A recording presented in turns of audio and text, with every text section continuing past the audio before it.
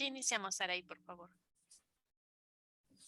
Muy buenas tardes a todos los que nos siguen por Facebook, están conectados con nosotros por la plataforma Zoom y también por la plataforma de Facebook de la Sociedad Geográfica de Lima. Desde hace 35 años, la Sociedad Geográfica de Lima, fundada en 1888 por el presidente Andrés Avelino Cáceres, organiza este ciclo de capacitación y actualización de conocimientos. Para nosotros es una gran responsabilidad tener entre los oyentes a tantos maestros de las diferentes regiones del Perú, escuchando y tomando el pulso de nuestros territorios, sus paisajes, de sus cuencas y de las diferentes actividades y lecciones aprendidas.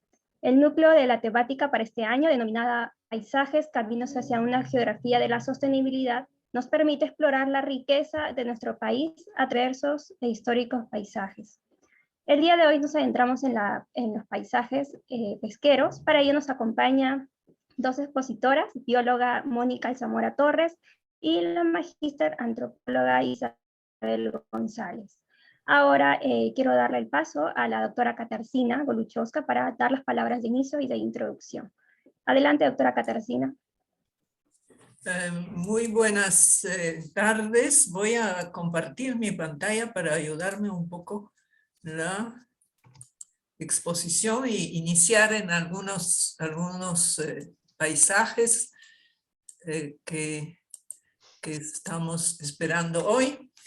Al principio quiero saludar a nuestra presidenta de la Sociedad Geográfica de Lima, Magíster María del Carmen Carrasco Coello, también al contraalmirante Raúl Paramasa, presidente emérito y director de los Martes Geográficos, a la doctora Bernex, presidenta emérita y siempre gran colaboradora con los Martes Geográficos, a las expositoras de hoy, que es la bióloga Mónica Alzamora Torres y la antropóloga Isabel González, también al Instituto Cultural Peruano Norteamericano y al personal de la sociedad que hace posible la realización de este evento.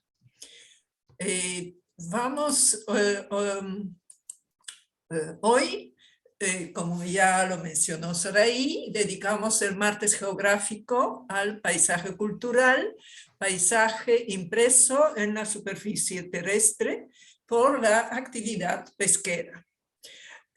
Coincide que el FAO, y quiero mencionarlo, en el periodo 72 de sesiones de Asamblea General de las Naciones Unidas en 2017, proclamó el Año Internacional de Pesca y la Acuicultura Artesanales el año 2022. Quiere decir que estamos ahora en pleno desarrollo del Año Internacional de la Pesca y Acuicultura Artesanales. FAO considera que es una oportunidad para celebrar la diversidad de la pesca artesanal y la acuicultura a pequeña escala, incluyendo a las mujeres, a los jóvenes, a la importante contribución que ambas hacen a la seguridad alimentaria mundial y a la nutrición y a la consecución de los objetivos de desarrollo sostenible. Bueno, tanto en el Perú como en todo el mundo existe una gran diversidad de paisajes pesqueros como resultado de la interrelación entre múltiples factores. Estos en gran medida dependen del mismo recurso que podemos tener en diferentes medios acuáticos y de la forma de cómo se explota esto. Una de las formas como podemos diferenciar el paisaje es entre pesca continental y pesca marítima y acuicultura. ¿Ya? Aquí tenemos algunas imágenes de pesca, primero en Amazonía, y en segunda imagen son imágenes de acuicultura en zonas de la sierra peruana. La pesca continental se realiza justamente entre ríos y lagunas de todas las regiones del país, tanto en Amazonía, sierra, como en la costa. La pesca marítima a lo largo del litoral y especialmente en las bahías donde se dan las condiciones para que puedan permanecer las embarcaciones. La pesca industrial se desarrolla principalmente en el mar peruano, mientras que la pesca artesanal es presente tanto en el continente como en la zona marítima. Aquí tenemos imagen de unos barcos y de pesca industrial y vemos que vamos a observar que esta tiene otras formas y deja otro tipo de paisaje. Y en la parte inferior, la imagen es una imagen de Google de pesca industrial de tipo de acuicultura en la zona de Tumbes, en el litoral peruano. La pesca artesanal es muy difundida en nuestro territorio y está relacionada con, en gran medida, con técnicas tradicionales y un desarrollo tecnológico menor que la pesca industrial. Se practica principalmente a través de pequeños barcos en zonas costeras y principalmente a las 5 millas de distancia desde el litoral. Sirven básicamente para el comercio y alimentación de pescado fresco en zonas aledañas. Se dedica a la extracción de gran cantidad de especies de peces, mariscos, moluscos y crustáceos. Según el Ministerio de la Producción, en 2019, el sector de pesca artesanal aportó 22% de PBI pesquero extractivo y genera unos 93.000 empleos directos. Y extrae unos 65% del volumen destinado para consumo humano directo. A nivel nacional existen unos 31.000 embarcaciones artesanales y casi la mitad opera en el litoral costero y otra en ámbito continental. En el paisaje pesquero observamos principalmente pescadores con sus medios de trabajo, como son embarcaciones y redes. Luego hay toda una infraestructura para mejor desarrollo de dicha actividad, como muelles, desembarcaderos y otros sistemas de desembarque. Tenemos módulos para el manipuleo, lavado y fileteado de pescado, plantas o cámaras de hielo o frío, así como camiones isotérmicos y otros vehículos de transporte refrigerado, plantas de transformación o procesamiento primario y otros equipos, tales como ahumadores y secadores. Frecuentemente la actividad pesquera y en estas bahías donde se desarrolla también es un atractivo turístico. Aquí tenemos imágenes en la superior, es imagen de Google, de la bahía de Pucusana. Ustedes pueden, y en la parte baja ya una foto casi de un dron parece, de la misma bahía y de la parte vinculada con todo el proceso, con terminal pesquero, ¿no? Y donde justamente todos estos elementos que aquí hemos mencionado se encuentran, pero no, Pucusana sí tiene estas condiciones y hay un manejo muy interesante de las mismas. En otras bahías no siempre hay todos estos equipos que hemos mencionado, especialmente todo el sistema de manipuleo del pescado, pero en la mayoría sí ya podemos observar. No quiero dejar de mencionar a la institución como es IMARPE, que es una institución científica que gestiona y investiga sobre los recursos pesqueros y tiene sus laboratorios en todo el país. Aquí vemos una localización de esta institución en Tumbes, donde justamente hay una gran actividad, especialmente gran actividad en el borde del litoral vinculada con langostineras y acuicultura. Bueno, hemos visto un poquito hemos hecho una pequeña introducción a lo que es paisaje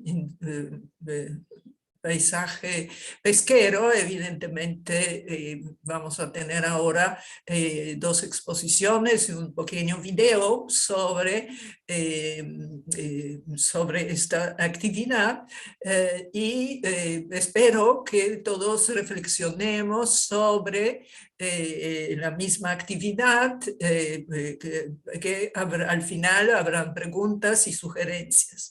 Por el momento, muchas gracias por su atención y ahora pido a la señorita Saray para que inicie la moderación de las dos ponencias, de tres actividades que vamos a tener hoy. Muchas gracias.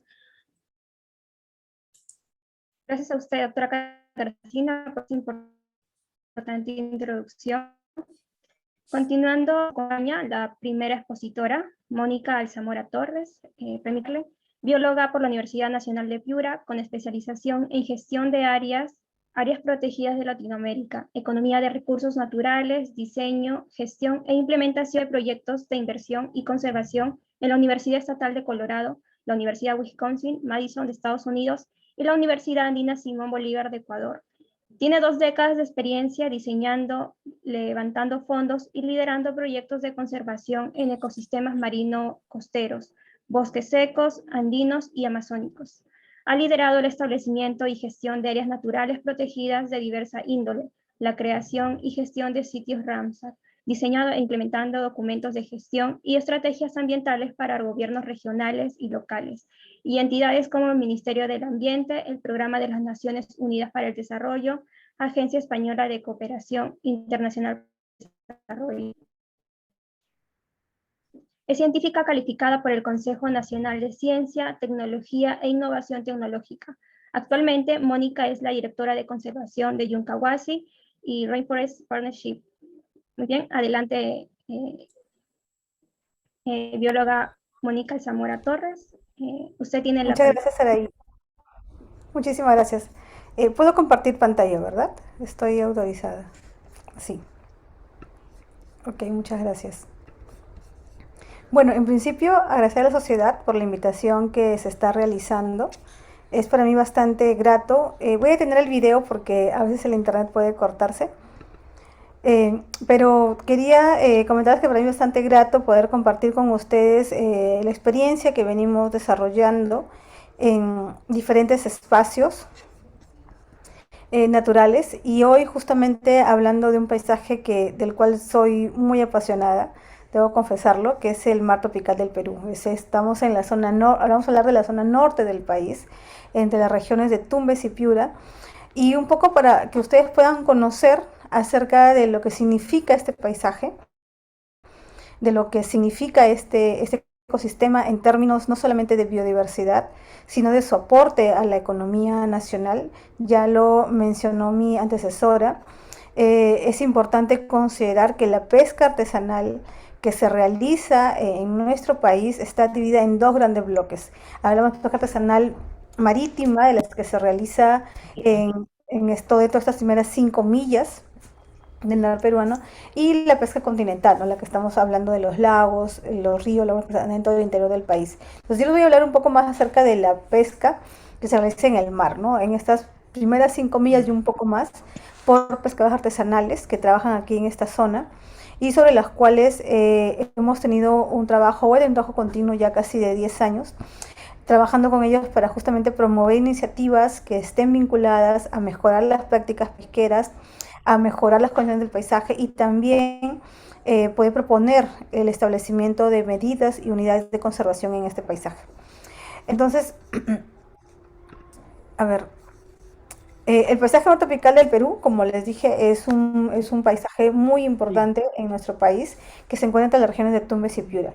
Específicamente voy a concentrar en Piura, en una zona conocida como Isla Foca, que ya luego ustedes van a saber un poquito más acerca de ella.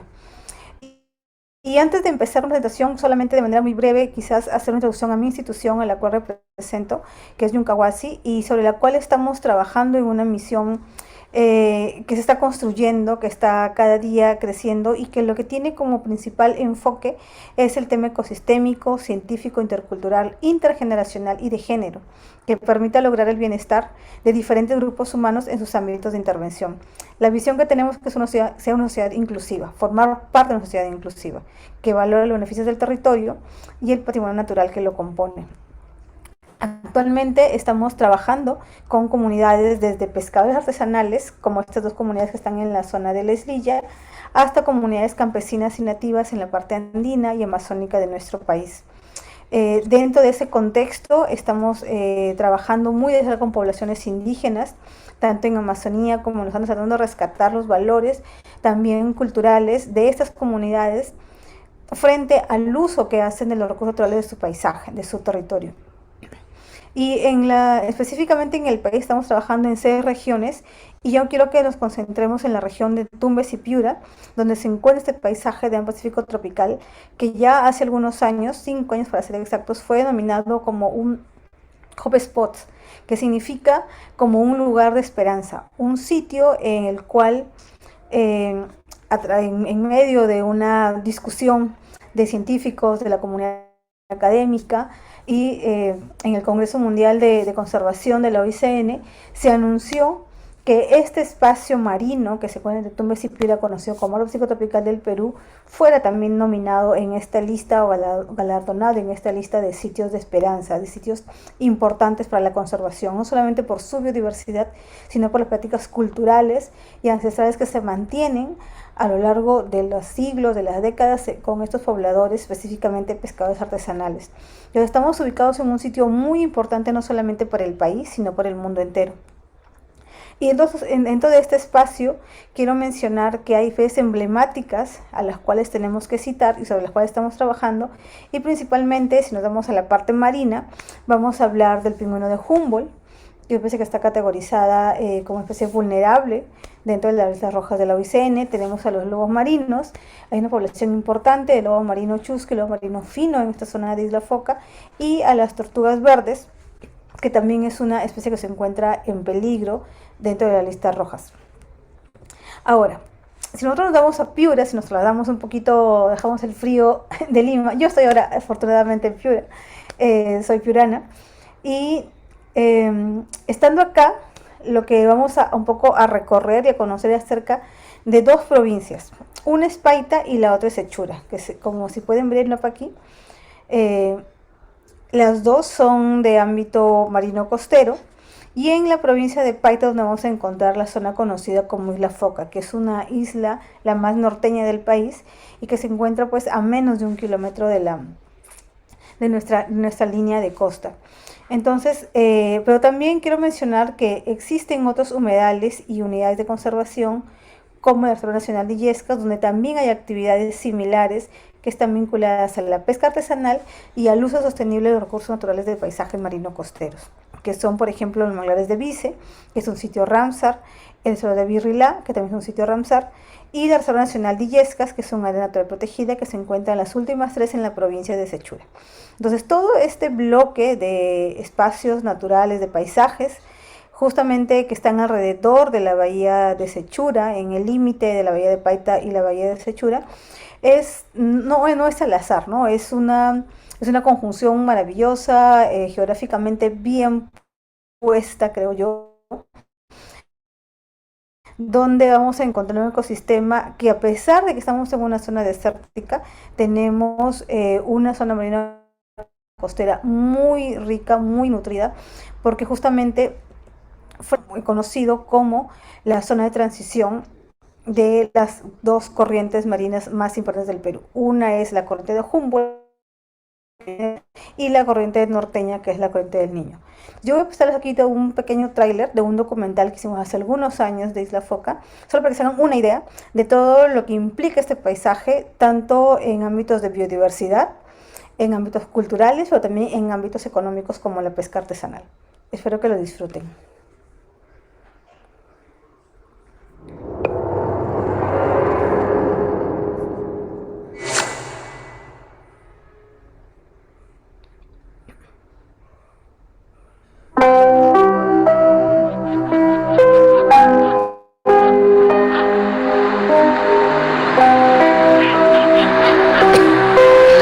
El norte del Perú, escondida a las orillas del desierto de Sechura, existe una isla única y bella, llena de fauna maravillosa que puebla este pequeño hábitat donde el misterio de la supervivencia y la evolución se evidencian a cada momento.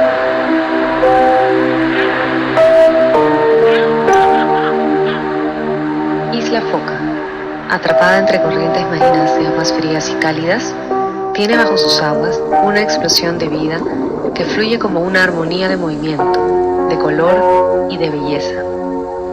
Aquí, las especies tropicales y de aguas frías se mezclan en una conjunción singular y sin fronteras geográficas, generando una biodiversidad inesperada, desconocida, oculta. La ciencia, disciplina del conocimiento dedicada a descubrir y develar la verdad de las cosas, ha encontrado en esta isla una caja de misterios aún por resolver. Secretos de la naturaleza como: ¿por qué existen aquí enormes jardines de corales abanico de especies que no existen ni al sur ni al norte de esta área de transición ambiental? ¿Por qué existen joyas vivientes que solo viven aquí y no en otro lugar del mundo? ¿De dónde vienen los pequeños lobos marinos que se parecen tanto a los de Galápagos sin apartarse demasiado de los del sur del Perú? ¿Por qué tantas especies se reproducen aquí? ¿Por qué? Tantos porqués. Hace más de 200 años, pescadores llegados del sur encontraron aquí un lugar maravilloso para pescar y vivir. Desde entonces, son celosos guardianes de la isla y los recursos que les dan la vida. Sin embargo, la pesca ilegal y la sobrepesca amenazan sus recursos y su supervivencia. Este documental tiene como fin mostrar la necesidad urgente de proteger un área marina con biodiversidad única y con muchos enigmas que la ciencia aún no ha podido develar. También mostrar a un pueblo que solo quiere vivir del mar y seguir pescando responsablemente con sus técnicas ancestrales, conocimientos que son el mejor valor cultural a heredar a sus hijos para el futuro.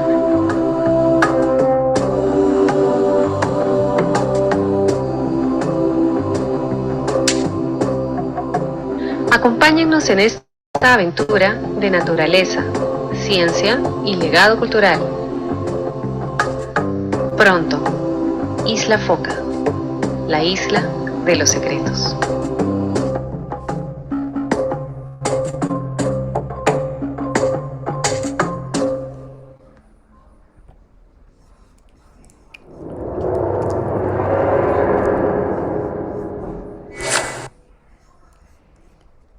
Bueno, no sé si han inspirado ustedes igual que yo, pero yo cada vez que veo este video me inspira mucho.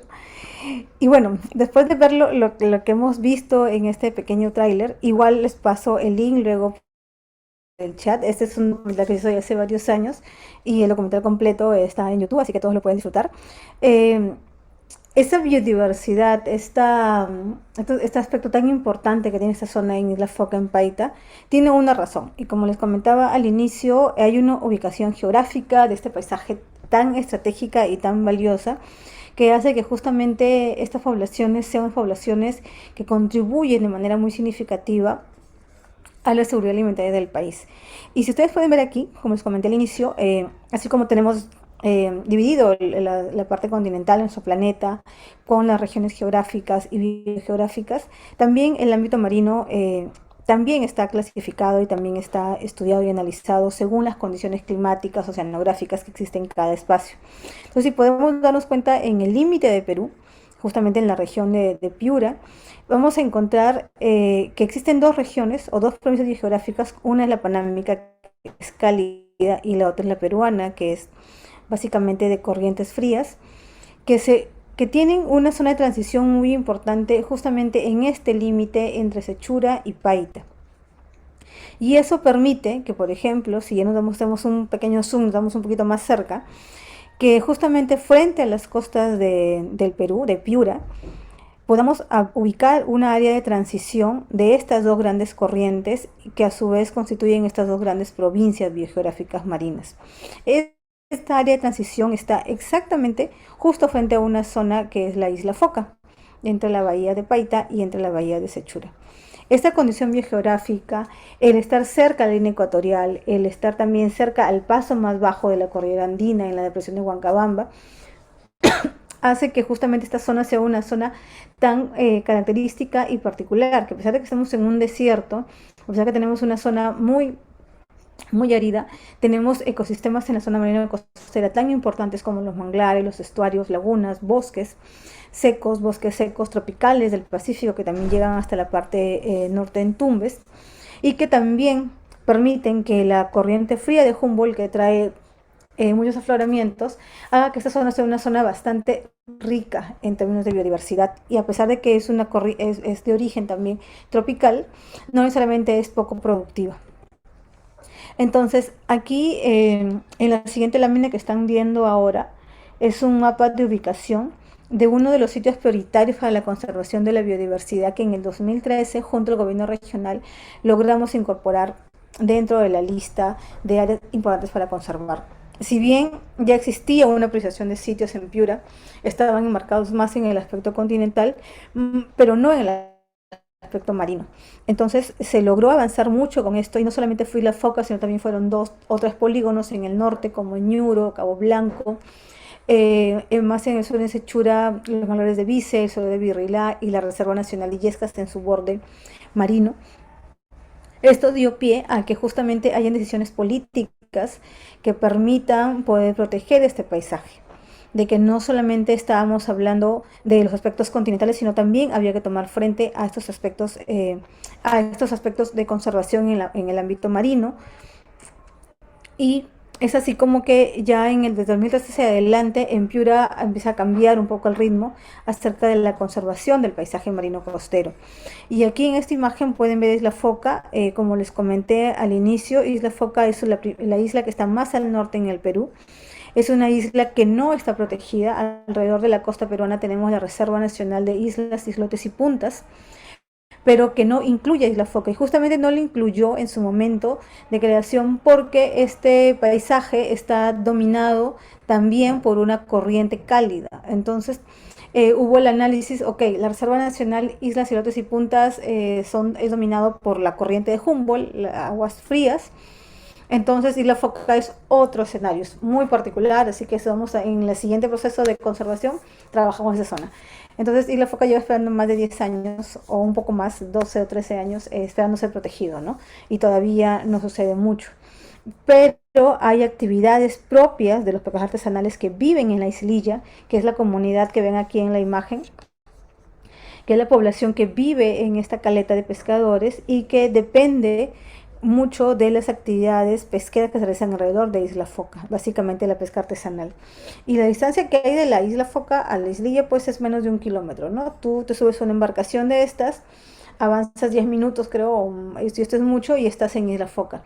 Y los pescadores que trabajan aquí en la zona, pues la actividad principal que realizan es la pesca artesanal. Es decir, esta pesca que utiliza artes manuales y que se circunscribe a las primeras 5 millas marinas y que es una pesca responsable, sostenible, que busca justamente ser compatible con los recursos pesqueros que hay aquí en este sitio.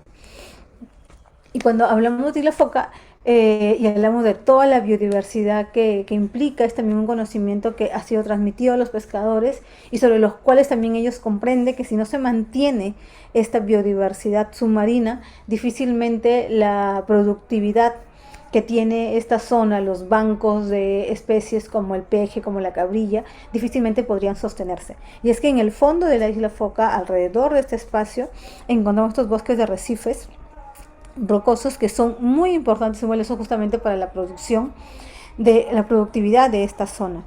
Y en esta zona hemos tenido diferentes investigaciones e incursiones lideradas por el biólogo Yuri Hooker en su momento, de las cuales han permitido pues poder identificar nuevas especies marinas que hay en la zona, tanto de peces como de invertebrados marinos, que aún todavía siguen siendo descubiertos. Por ejemplo, aquí en la foto inferior del lado izquierdo ven una plicia, que fue una especie nueva para la ciencia, descubierta en el año 2017 y 19 en expediciones que hicieron en esta zona y que han permitido seguir trabajando, y este es un tema que Yuri tiene liderando con su laboratorio, para poder seguir identificando nuevas especies de invertebrados marinos que solo habitan en esta zona, circunscrito en la zona de Isla Foca. O sea, no están ni al norte en las aguas cálidas ni al sur en las aguas frías, sino están en esta zona de transición, ese triángulo que les mostraba al inicio en el mapa, ¿no? Y también se han hecho nuevos registros de peces para el Perú, que están en Piura, y eso también es muy importante saberlo porque finalmente la oferta en términos de biodiversidad no solamente se termina con los aspectos de los invertebrados, de los bosques de arrecifes, sino también con los peces y con las especies ostres que también habitan en esta zona. También estamos hablando de los Ophiurus como especies también importantes para la zona, y especies como el caballito de mar, que también se encuentra en la zona y que eso también necesita tener mucha atención de la comunidad, no solamente científica, sino también de la comunidad de a pie, para que puedan valorar y puedan reconocer a Isla Foca como un sitio importante en términos de biodiversidad. Otro aspecto que justamente también lo mencionaba en la anterior presentación era el trabajo que se realiza dentro de la zona marino-costera, y está muy vinculado no solamente a la pesca artesanal, sino también a la actividad turística. Y aquí en la zona se ha aprovechado mucho el avistamiento de fauna marina, como por ejemplo las tortugas, las ballenas. En la temporada, julio ya empezó la temporada de avistamiento de ballenas, toda la migración que viene desde el sur, de aves que se encuentran en la zona y que finalmente han sido una oportunidad que han identificado los pescadores para poder cubrir las necesidades económicas que realmente tienen, dado que pesca artesanal pues es una actividad que en las últimas décadas los datos han mostrado que realmente está bastante declinada. Entonces, si hacemos un recuento de lo que implica la pesca artesanal en la zona de la islilla, en la zona entre Tumbes y Piura, y la importancia para el consumo humano directo, podemos decir que el 38% de la población de pescadores artesanales del país se encuentra aquí, en esta zona. Casi el 40%, casi la mitad de los que son armadores artesanales, es decir, que son dueños de embarcaciones, se encuentran casi el 40% en Piura. O sea, estos datos son de la región y nos permite dar cuenta de lo importante que es Piura para el consumo humano directo, para lo que se consume en el país, ¿no? En algún momento sacábamos números y pensábamos, y bueno, y hacíamos una analogía, ¿no? Y con datos concretos, entonces sacábamos la cuenta si es que Piura cerrara sus puertos, dejaran de pescar un día, entonces Lima se queda sin ceviche por lo menos 3 o 4 días, ¿no? Entonces hay un importante aporte, no solamente en términos de PBI, en términos de que son muy valiosos, sino también del consumo humano que a veces no necesariamente registran los números, no registran las estadísticas, porque muchos de esos embarcaderos, los sitios de desembarque que tiene la región Piura no están documentados. Por ejemplo, en Islilla es un punto de desembarque, pero no hay un desembarcadero oficial, por lo tanto los datos que ahí hay de descarga no ingresan a esta base de datos. Entonces tenemos, así como la Islilla, varios puntos en la región que son importantes y que deben ser documentados, pero que finalmente lamentablemente no necesariamente están siendo incorporados. Y lo que podemos comentar es que justamente el 60% de la producción que se da en esta parte de la región por la alta biodiversidad que tiene es el 60% de la producción para consumo humano directo. Y otro asunto que quería comentar acerca del paisaje de Isla Foca y de la vinculación con la pesca artesanal es que en la zona aún se mantienen prácticas ancestrales, tradicionales para la pesca artesanal, como es el uso de la balsilla con vela, siendo la vela el medio propulsor para poder desplazarse, y la balsilla una herramienta de trabajo que todavía los pescadores sobrevive, se mantiene y se utiliza para poder hacer la pesca artesanal. En las láminas que ven allí, bueno, ven a pescadores de ahora, ¿no? O sea, esas son imágenes recién de 2021, algunas de 2019, donde podemos todavía evidenciar a los pescadores artesanales utilizando ese tipo de embarcaciones para poder desarrollar su pesca artesanal. Y como les comentaba al inicio, ellos han visto en el uso de la balsilla, en el uso de estas prácticas, un complemento con la actividad turística. Y está en la zona de este paisaje, está constantemente llegando turistas. Ahora que ya un poco se han abierto las puertas y con el tema de la pandemia se ha empezado a cerrar ciertas brechas para la ausencia de turistas. En realidad en Isla Foca se está recibiendo mucho más personas y eso está permitiendo que los pescadores puedan tener una oportunidad. Además de la gastronomía, que es un recurso turístico importante y que permite una cadena económica alrededor de toda la población local que habita en la islilla. Sin embargo, a pesar de toda la cadena productiva que hay alrededor de la pesca artesanal, y aquí tienen una imagen panorámica del mercado de abastos en Piura, donde llega el terminal pesquero de José Olaya, donde llega todo el pescado de estas zonas, estas provincias. Existe una amenaza que es real, que es continua, que es constante, que es la pesca ilegal que se realiza dentro de las 5 millas con el uso del boliche y del arrastre, que no está permitido y que finalmente lo que hace es transgredir también un derecho propio de las poblaciones que están aquí, ¿no? Es bastante irónico que justamente la población que vive frente a uno de los mares más importantes del planeta, más biodiversos, tengamos a población que tiene índices, una población infantil con índices altos de desnutrición. Y donde justamente el pescado es un recurso que no está siendo consumido de la manera que debería hacerse, y lo poco pescado que quizás puedan encontrar, dado el descarte que se realiza en las bolicheras, en las embarcaciones de arrastre, pues termina siendo un recurso que contamina, en todo caso, a las zonas de pesca que es los pescados artesanales. En las imágenes que ven aquí están viendo, bueno, un sargento de playa de la zona de la isla de San Justo Bancayán, y él en sus manos tiene a dos especies de peces, 2 lenguados, 2 individuos. Y el lenguado que ven en su mano derecha es un lenguado en tamaño comercial. El que ven en la mano izquierda no es definitivamente un tamaño comercial.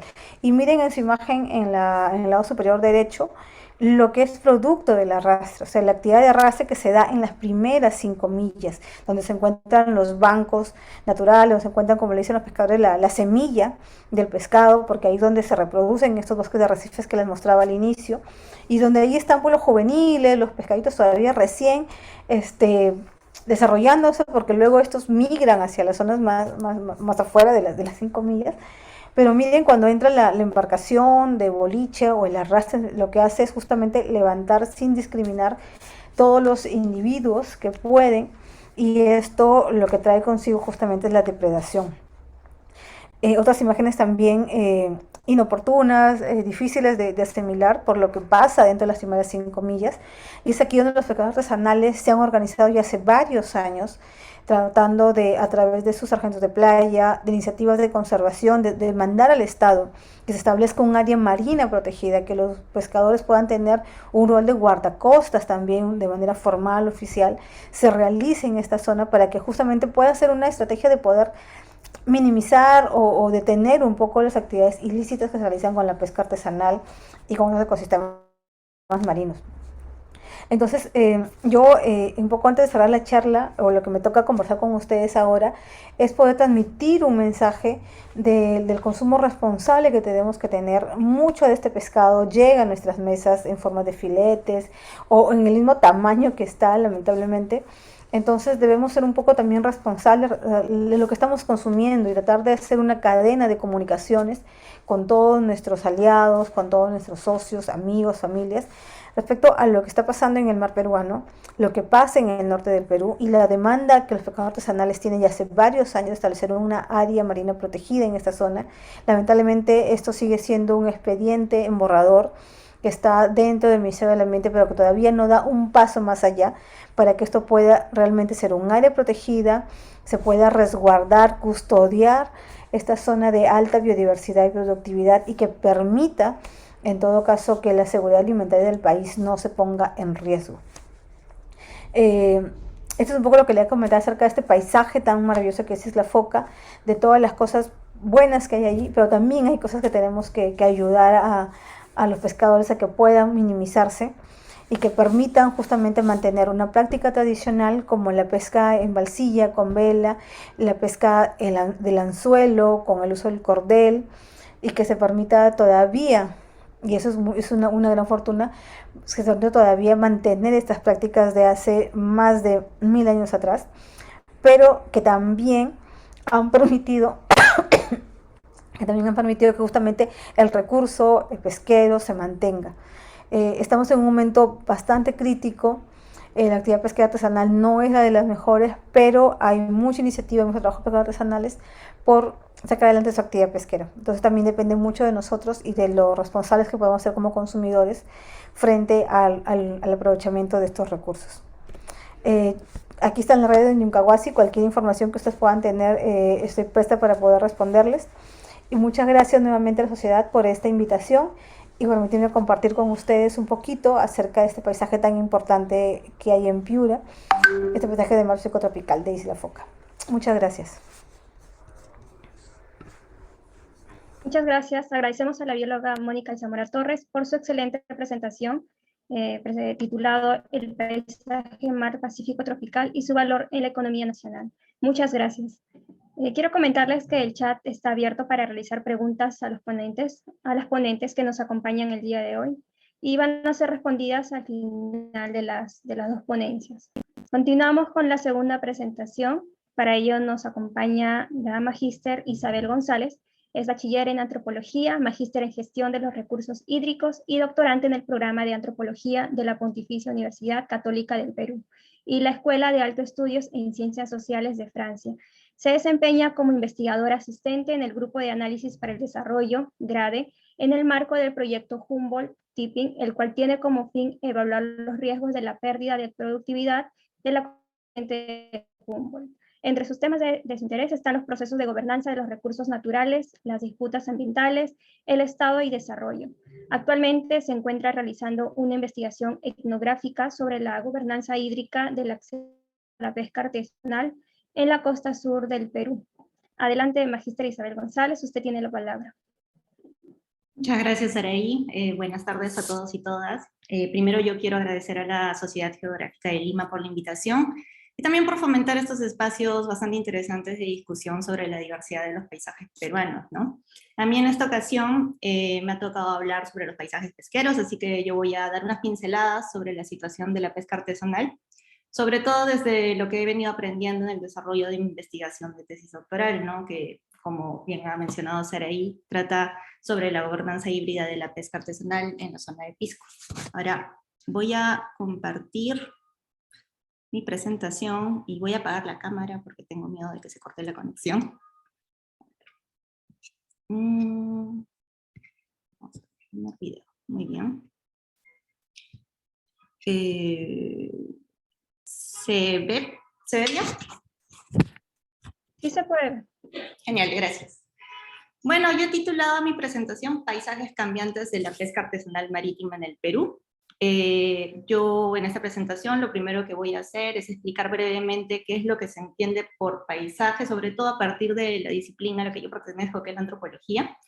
Luego voy a presentar algunas características importantes del mar peruano para después centrarme en las características de las bahías de Pisco y Paracas, que son las zonas donde yo vengo trabajando. Luego voy a introducir a la pesca artesanal tanto como una actividad tradicional como una categoría extractiva.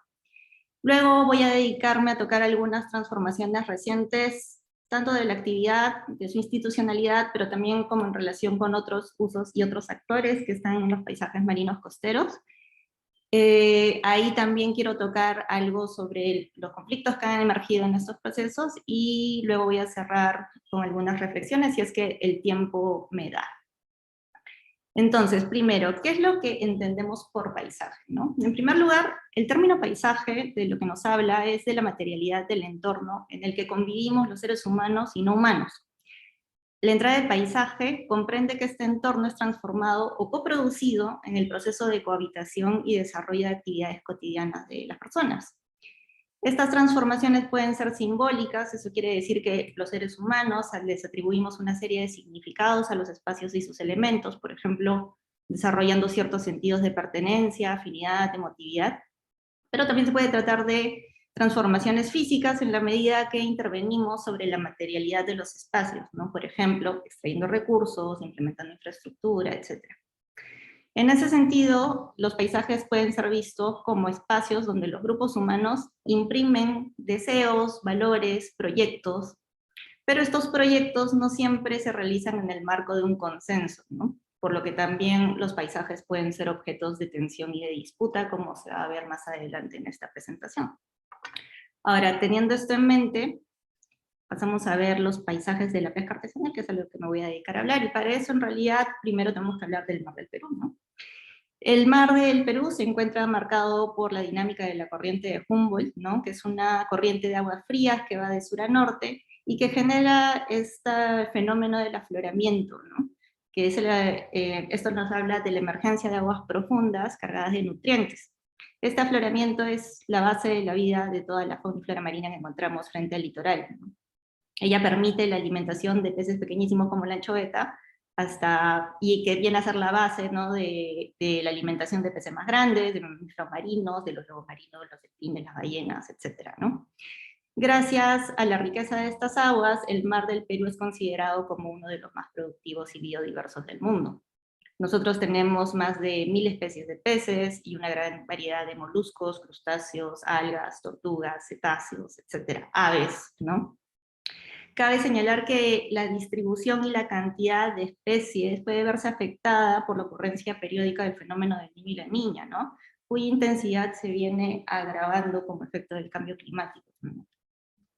Ahora, si bien estas características describen más o menos la situación general del mar peruano, sí es necesario resaltar que cada caleta y cada bahía tiene su propia dinámica interna, ¿no? Que marca también la constitución particular de las especies y las prácticas pesqueras que se realizan en esas localidades. Ahora yo vengo trabajando en las bahías de Pisco y Paraca, que se encuentran ubicadas en la zona sur del país, en la provincia de Pisco. Estas bahías, se trata de zonas de muy poca profundidad, con aguas frías, y que cuentan con una gran abundancia de fitoplancton, y por lo tanto también de fauna marina, ¿no?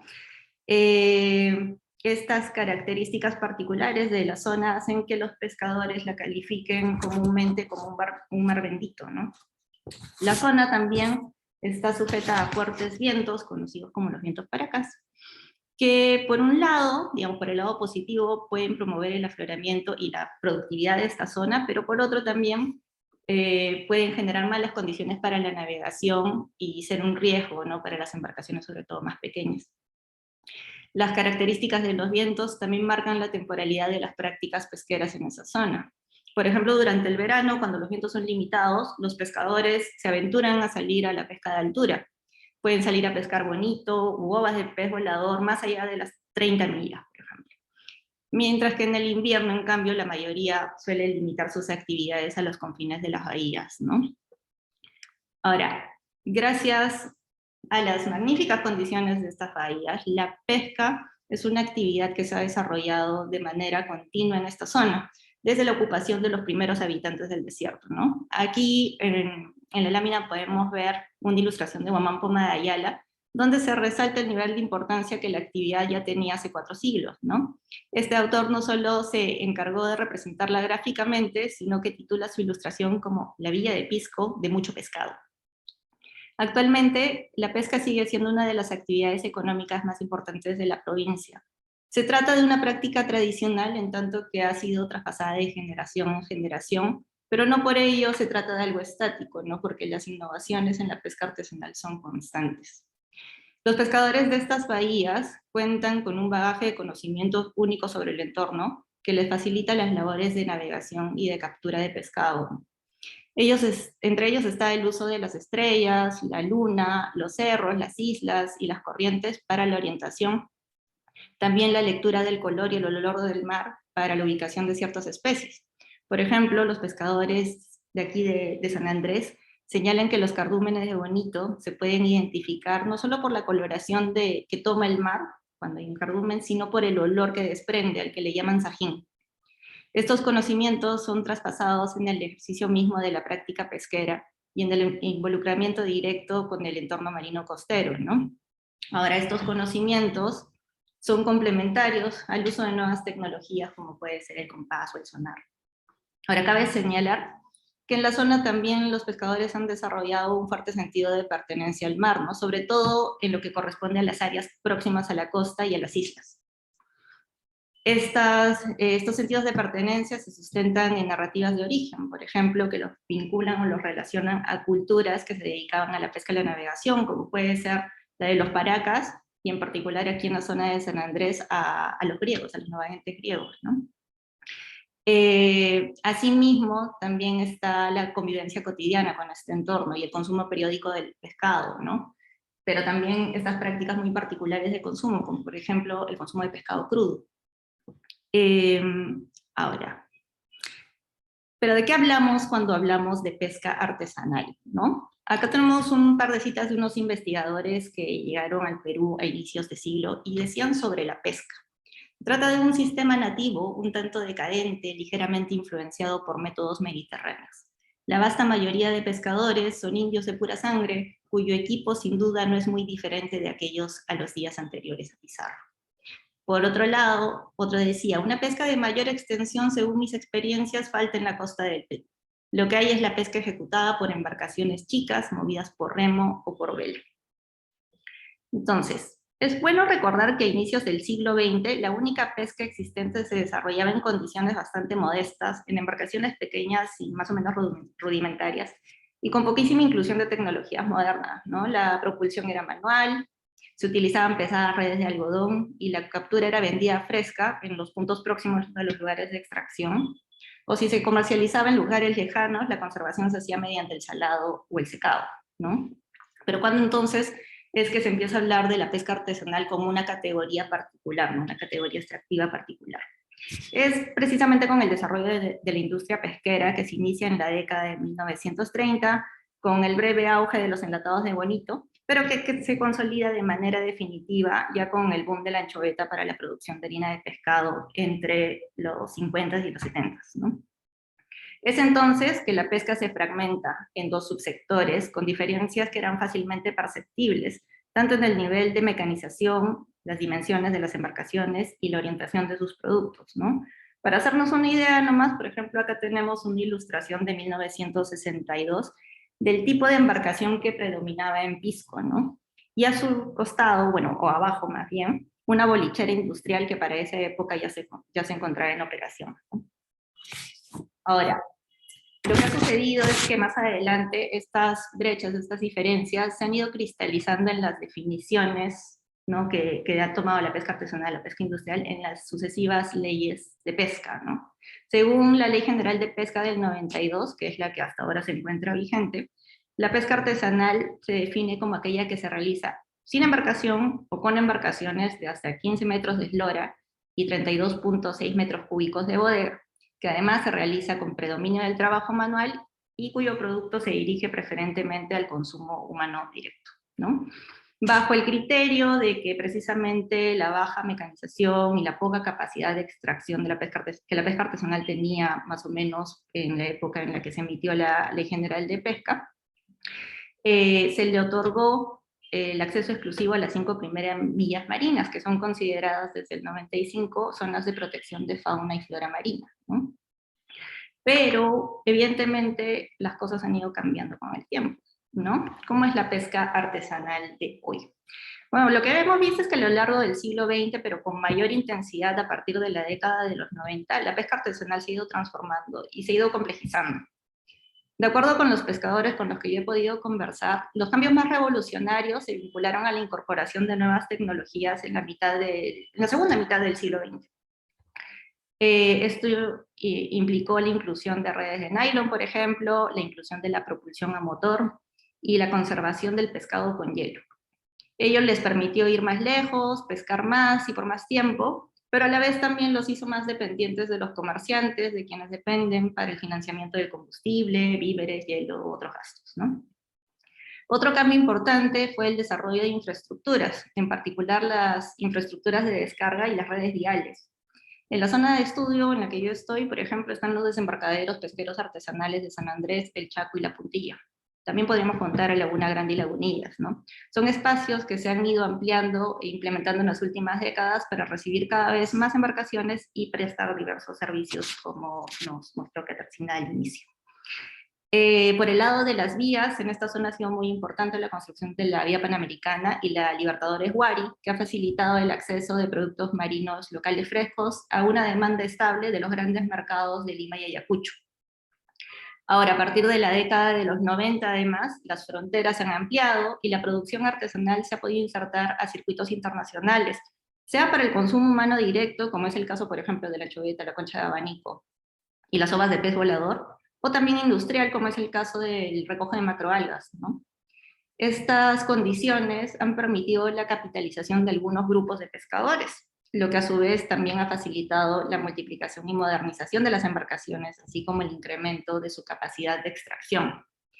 Ahora, la pesca artesanal actualmente es bastante diversa en cuanto a técnicas de extracción, nivel de especialización, los tipos y las dimensiones de embarcaciones, el nivel de autonomía de estas embarcaciones, así como el uso de artes de pesca, ¿no? En este contexto, cabe resaltar que el paisaje social también de la pesca artesanal ha cambiado, y lo que se ve son procesos de diferenciación socioeconómica al interior de las comunidades pesqueras. Otra cosa también que se puede ver es unos procesos de fragmentación social que se han expresado, por ejemplo, en la diversificación de organizaciones sociales de pescadores, ¿no? Solo por poner un ejemplo, acá en la zona de San Andrés, a inicio de los 90, existían solamente 2 organizaciones sociales de pescadores que agrupaban a la gran mayoría de pescadores de la localidad.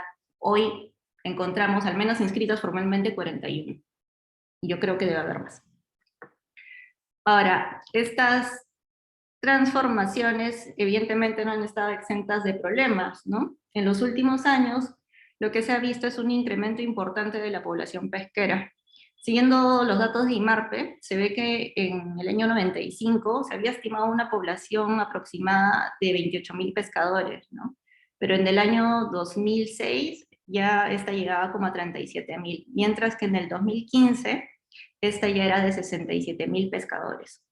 Entonces, lo mismo ha sucedido con el caso de las embarcaciones, ¿no? Las cuales, según De la Puente y otros autores, A partir del 2000 hasta el 2010 empezaron a multiplicar a un ritmo de 1.390 embarcaciones por año, en particular aquellas que tienen mayores dimensiones y capacidad de bodega, ¿no? Evidentemente, ello ha implicado un incremento de la presión sobre los recursos pesqueros, que se refleja en la disminución de la productividad de las faenas pesqueras, ¿no? Esta situación es claramente identificada por los pescadores artesanales, quienes cada oportunidad que pueden se quejan de que cada vez tienen que irse más lejos, cada vez tienen que navegar más tiempo, tienen que calar más veces para poder encontrar la pesca, ¿no? Y poder subsistir. Ahora, estas transformaciones también han ido acompañadas de otras transformaciones institucionales, ¿no? Porque en estas circunstancias la pesca artesanal ha pasado de ser una actividad que estaba caracterizada básicamente por un acceso abierto de facto, a una que está sujeta a una serie de límites definidos por la regulación, ¿no? Regulación que se ha dirigido justamente a salvaguardar la sostenibilidad de los recursos. Se ve que a partir del año 2006 sobre todo, se ha ido aplicando una serie de dispositivos orientados a transparentar el nivel del esfuerzo de la pesca artesanal, contener su extensión y fomentar el cumplimiento de las normas de manejo pesquero, ¿no? Se ve, por ejemplo, la apertura de procesos de formalización, el establecimiento de restricciones al otorgamiento de permisos de pesca de anchoveta para consumo humano directo, se ha fortalecido la vigilancia y la sanción, y se incluyó también la pesca ilegal en el Código Penal, ¿no? A pesar de que estos dispositivos no siempre han tenido los efectos esperados, de interrelación y la convivencia con estos agentes representantes de distintas instituciones vinculadas al manejo pesquero, como DIREPRO, Produce, Sanipes, ARNAM y MARPE, la Capitanía también, la Policía Ambiental, ya forman parte de la cotidianidad de los pescadores artesanales en Pisco y Paracas, ¿no? Ahora, fuera de ello, otra transformación importante que hay que mencionar es que ahora también existen otros actores económicos y otros usos del espacio que se han integrado, digamos, a estos paisajes marinos costeros de Pisco y Paracas. En la bahía podemos identificar usos como, por ejemplo, los industriales, ¿no? Principalmente fábricas de producción de harina de pescado y conservas. También está la planta de fraccionamiento de Pluspetrol y el terminal marítimo, que tienen justo frente a sus instalaciones. El transporte de mercancías del terminal portuario Paracas, el transporte de lanchas turísticas al circuito de las islas, ¿no? Las Islas Ballestas sobre todo. Hemos visto la instalación de hoteles de lujo, de parques acuáticos, el desarrollo de proyectos inmobiliarios en Paracas, la instalación de criaderos de concha de abanico también, entre otros, ¿no? Ahora, estos cambios vienen generando una suma de perturbaciones que se han ido vinculando a la degradación de la calidad del agua, la perturbación de las zonas de pesca por el tráfico de embarcaciones de gran escala, sobre todo, así como situaciones de contaminación lumínica y sonora, ¿no? Algo que también se ha visto es el desplazamiento de los pescadores de sus antiguas zonas de pesca, ¿no? Sobre todo en el caso, por ejemplo, de la construcción de corrales, las zonas turísticas y las zonas de conservación. Ahora, esta situación ha generado pues, una serie de situaciones de competencia y de conflicto, ¿no? Los paisajes pesqueros ahora están caracterizados justo por esta diversidad de extensiones y disputas. Ahora, existen distintos tipos de disputas. Dentro de la pesca artesanal, por ejemplo, lo que podemos identificar es la competencia entre pescadores por un mismo recurso, ¿no? Es el caso, por ejemplo, de la disputa de los pescadores de bonito con cerco versus los pescadores de bonito con red de cortina, ¿no? También encontramos disputas entre la pesca artesanal y la pesca industrial. Los primeros acusando a los segundos por la depredación de los recursos y eventualmente por la invasión de sus zonas de pesca, ¿no? O de las 5 millas. Otra situación de tensión se da entre los pescadores y los otros actores económicos que he mencionado por contaminación, ¿no? La disposición de residuos industriales, domésticos, el tema del sonido y la luz. También por el desplazamiento de sus antiguas zonas de pesca, sea por ocupación, como les mencioné, eso sucede, por ejemplo, en el caso de los corrales de concha, por los cuales ya no se permite el pase a las embarcaciones, o también por el desplazamiento de la especie, que eso ha pasado con la plataforma de Pluspetrol, según los pescadores, ¿no? Que era una zona donde ellos antes podían pescar, y actualmente ya no se encuentra el recurso. Finalmente, otro tipo de disputa está entre los pescadores y el Estado, ¿no? Eso se da por el cierre del acceso a determinados recursos y la criminalización de ciertas prácticas pesqueras.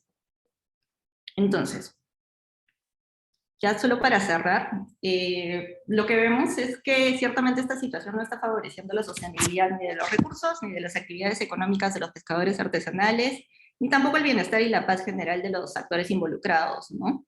Entonces acá yo quiero cerrar con dos reflexiones con miras a fomentar la sostenibilidad. Un primer punto se vincula con el tema de erigir confianza en las instituciones entre los pescadores artesanales, ¿no? Como hemos visto en la presentación, la respuesta del Estado ha ido por el lado de la regulación para controlar la presión sobre los recursos, pero esto no ha tenido el efecto que se esperaba. Aquí yo no me he centrado mucho, digamos, en este tema, pero mi investigación de tesis justo busca entender las formas como en la práctica se regula el acceso a la pesca, sea acatando las normas oficiales o sea subvirtiéndolas, ¿no? En este proceso lo que yo he podido encontrar es una gran desconfianza de los pescadores hacia las instituciones, que se basan en experiencias históricas de relego y de exclusión del sector artesanal, ¿no? Los pescadores suelen reclamar por la poca participación que tienen en los procesos de toma de decisión versus la influencia desmedida de otros tipos de actores. Por ejemplo, ellos hablan de los gremios empresariales o de las ONGs. Esta percepción genera dudas sobre la función real de las normas y terminan cimentando la idea de que el objetivo final del Estado es desaparecerlos y favorecer a los actores más poderosos, ¿no? Esto, digamos, esta idea nace sobre todo a partir de su interpretación propia del resultado de las normas, ¿no? Situaciones de exclusión, de criminalización, de descapitalización, sea por el tema de las multas o los decomisos, ¿no? Entonces, hay una tarea pendiente, estará en buscar, digamos, formas más efectivas de incluir a los pescadores en los procesos de toma de decisión o transparentar las decisiones que se toman, ¿no? Ahora, la otra idea también que quiero subrayar se vincula con la superación de la mirada sectorial de la pesca, y eso qué quiere decir que hasta el momento, por lo general, los problemas de la pesca se suelen ver como provocados por la pesca y como si debieran ser solucionados interviniendo sobre la pesca, ¿no? Y ello no considera necesariamente las interrelaciones que hay entre distintas actividades y distintos actores en los paisajes marinos costeros, ¿no? Y que, digamos, actividades que se terminan retroalimentando y generando efectos sobre los recursos. En espacios como los que hemos visto ahora, habría que cuestionar esta causalidad directa entre incremento, digamos, de las embarcaciones de los pescadores y la degradación de los recursos, sin considerar la suma de efectos de otras perturbaciones, ¿no?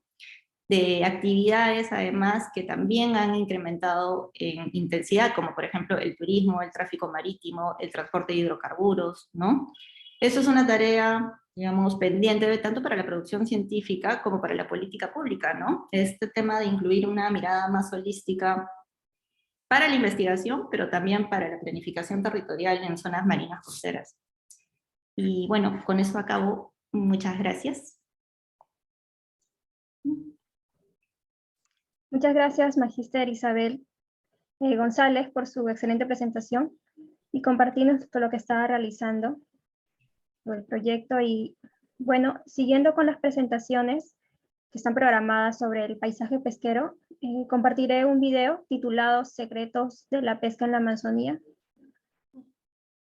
Lord, por favor, me das para poder compartir.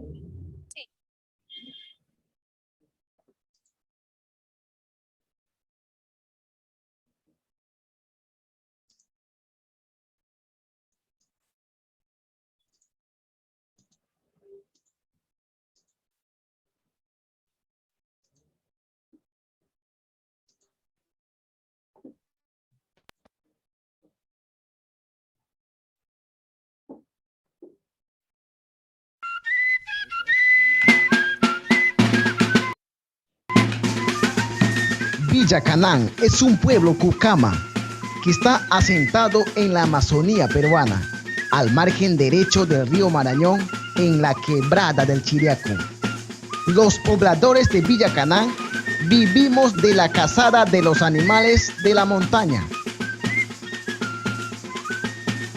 de la agricultura en nuestras chacras y de la pesca en nuestras cochas.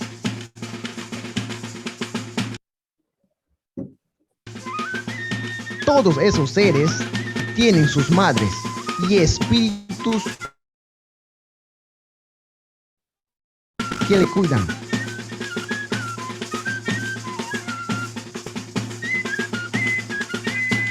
Por eso tenemos que pedir permiso o hacerlo secretos para que nos pueda dar sus crías sin molestarse. Y así todos podemos alimentarnos de lo nuestro.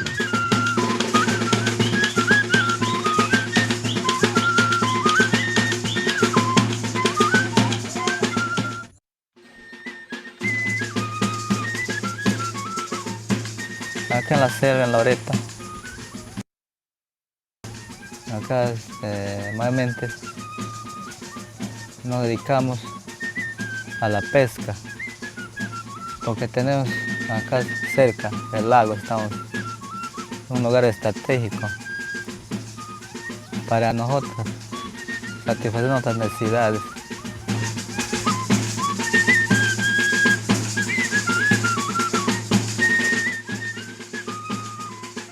Mayormente pescamos con las trampas. Con trampas cazamos los peces.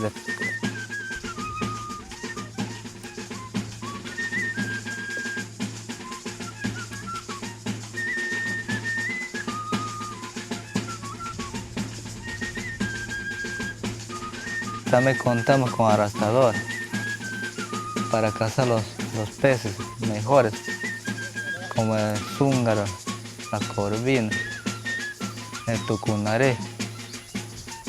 Los secretos del pez, niños. ¿Sabes qué es el secreto? Hay muchos secretos. Hay que bañar con hojas de mocura, dice. Para que no te sientes, dice, el pez mañoso. Hay una hierbita, un vegetal, que se le chapea, dice. Y el pescador con eso se baña. Se pasa todo el cuerpo. Es una hojita.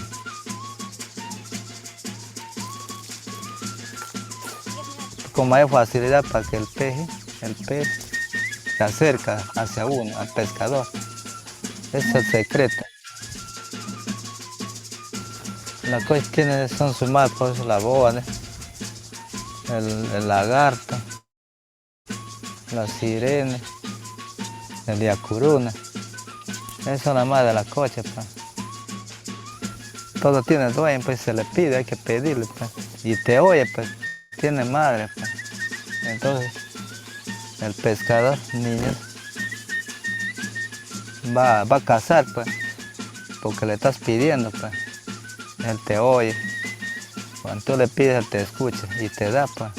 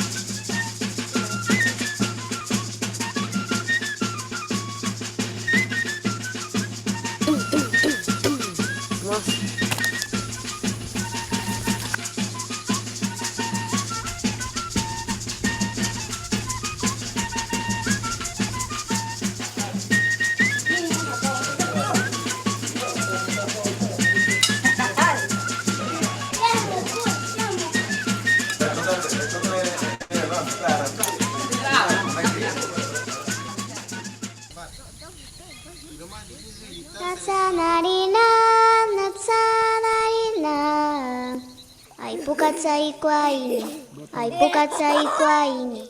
Nasanai na, natsanai na. Urapakana kakurizu ti ipatsukwara. Ai pukanazau para zuara kura. Zuara zuara tsunina ningura. Ai pukatsai kwaini, ai pukatsai kwaini. Nasanarina, natsanarina. Ai pukatsai kwaini, ai pukatsai kwaini. Natsanarina, natsanarina. Bien. A continuación quiero darle también la palabra a la presidenta de la Sociedad Geográfica de Lima, la geógrafa María del Carmen Carrasco Coello. Adelante, usted tiene la palabra. ¿Qué tal? Muchísimas gracias. Bueno, muy buenas tardes a todos. Y yo quería nada más, pues un poco para ir cerrando, algunas reflexiones en torno al tema de los paisajes de la pesca, que en realidad es un grupo más de paisajes rurales, solo que en agua y no en tierra, ¿no? Rurales en el sentido de que finalmente son paisajes culturales, paisajes que se construyen a partir de una actividad tanto extractiva como productiva, ¿no? en relación con los recursos naturales. Y bueno, un poco también realmente era la curiosidad que... Ay, perdón, es que no estoy compartiendo de alguna forma la pantalla, sí puedo compartir algo sencillito, son nada más que unas reflexiones, casi diría yo sueltas, porque tengo que confesar abiertamente que desgraciadamente no sé mucho del agua y del mar y de la pesca, soy una persona de tierra adentro, pero me llamaba la atención un poco la singularidad y los aspectos peculiares que pueden tener los paisajes de la pesca en relación a otros paisajes que sentimos, aunque todos los paisajes son dinámicos, pueden ser más estables, ¿no? Entonces, un poco he querido recoger en algunas imágenes, imagino que veis aquí lo que estoy poniendo, pero he querido recoger imágenes diferentes de la pesca, incluyendo a la mujer, porque hay muchas mujeres trabajando en la pesca, muchos niños también trabajando en la actividad pesquera, que es mucho más amplia que el momento de la captura, ¿no? Entonces yo decía, es que somos un país de agua, ¿no? De agua salada y agua dulce, somos un país de agua en todos los estados posibles, en ríos, en lagos, en humedales, en vapor de agua, pero somos un país donde la pesca definitivamente, o la producción de peces, tiene una importancia tremenda.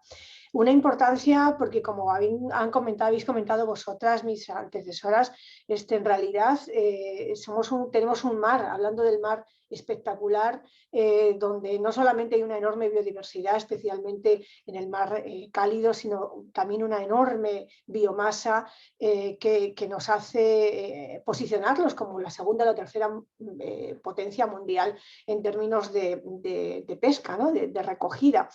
Pero también tenemos una riqueza fluvial y lacustre por las peculiaridades de un lago tan grande y a una altitud muy especial que seguramente genera ecosistemas y una posibilidad de pesca que quizá no hay en otros lugares, y definitivamente tenemos una cantidad de venas que fluyen por el Amazonas y que están llenas también de vida y de cultura, como ha terminado un poco expresando este video final, ¿no? Somos un país de pesca, de maricultura, de acuicultura, pero no solamente ahora, sino que, como habéis mencionado, desde cuántas civilizaciones o grupos culturales muy antiguos que operan en el país y que lo han ido construyendo en el ahora y en el futuro, ¿no? Y entonces la pesca tiene que ser, yo creo, un referente, un tema importante que los geógrafos, por lo menos, y otros muchos profesionales tienen que tener en cuenta. Fijaros que aquí estamos hablando de una ingeniera y de una antropóloga que hemos hablado, o que nos han hablado de los paisajes de la pesca, pero por ejemplo, cuando encontramos los trabajos de los geógrafos sobre la pesca, pues realmente creo que son muy escasos, ¿no? He chequeado algo estos días en Costa Rica, en México, en Venezuela, en Argentina, en Chile, pero en Perú como que vivimos un poquito a la espalda de la pesca. Como decía, yo soy de tierra adentro, soy madrileña y mi contacto con la pesca es a través de las vacaciones o ahora cuando tengo que ir a algún trabajo de campo, sobre todo con los alumnos, porque yo en realidad nunca he hecho un trabajo de investigación en torno al mar o en torno a la pesca. Pero recuerdo mucho desde niña, desde joven, ir de vacaciones por España y hablar, por ejemplo, con los pescadores gallegos. A veces me he ido con ellos en las barcas a pescar pulpo. Era para mí algo novedoso y hablaba mucho con ellos, aprendía mucho de ellos. Y siempre tengo en mi recuerdo la imagen de un grupo de trabajadores que trabajaban muy duro, que se la jugaba y que eran muy buena gente, muy sencillos, muy humildes, no sé, podías confiar en ellos, sentía mucha confianza en ellos. Y un grupo de trabajadores que tiene un conocimiento impresionante heredado. He leído algunos informes que hay, uno de la FAO muy reciente del año 20, de este año, del comienzo de este año, sobre la pesca, sobre el tema de género en la pesca en la Amazonía. Y algunas